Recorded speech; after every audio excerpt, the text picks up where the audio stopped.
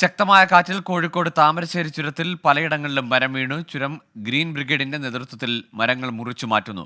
വാഹനങ്ങൾ ഒരു ഭാഗത്തുകൂടി മാത്രം കടത്തിവിടുന്നു.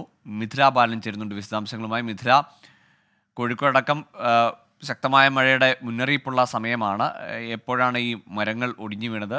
ഗതാഗതം ഏതു നിലയിലാണ് ഇപ്പോൾ ചുരത്തിലൂടെ?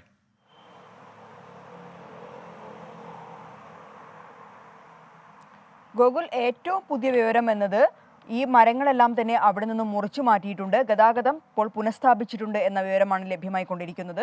ഇന്ന് പുലർച്ചെയാണ് ഇത്തരത്തിൽ മരങ്ങൾ താമരശ്ശേരി ചുരത്തിൻ്റെ വിവിധ ഭാഗങ്ങളിൽ കടപുഴകി വീണത്. ശക്തമായ കാറ്റുണ്ടായിരുന്നു. ഈ കാറ്റിലാണ് തുടർന്ന് വൺ വേ അടിസ്ഥാനത്തിലായിരുന്നു വാഹനങ്ങൾ കടത്തിവിട്ടുകൊണ്ടിരുന്നത്.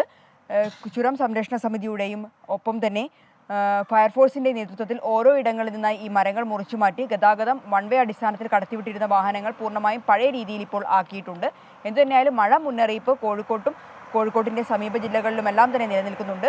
ഇന്ന് രാവിലെ അതിശക്തമായ കാറ്റ് തന്നെയാണ് ചുരം ഭാഗങ്ങളിലും താമരശ്ശേരി ഭാഗങ്ങളിലും ഉണ്ടായത്. ഈ കാറ്റിലാണ് ഇത്തരത്തിൽ വലിയ മരങ്ങൾ കടപുഴകി താമരശ്ശേരി ചുരത്തിൽ വീണത്. ഗോകുൽ, ശരി, മിഥില ബാലനാണ് വിവരങ്ങൾ നൽകിയത്. താമരശ്ശേരി ചുരത്തിൽ മരങ്ങൾ കടപുഴകി വീണിരുന്നു. ഏതായാലും മുറിച്ചു മാറ്റി വാഹന ഗതാഗതം പഴയ നിലയിലേക്ക് വന്നിട്ടുണ്ട്. പക്ഷേ കോഴിക്കോട് അടക്കം വടക്കൻ കേരളത്തിൽ നിന്ന് അതിശക്തമായ മഴയാണ് പ്രതീക്ഷിക്കുന്നത്.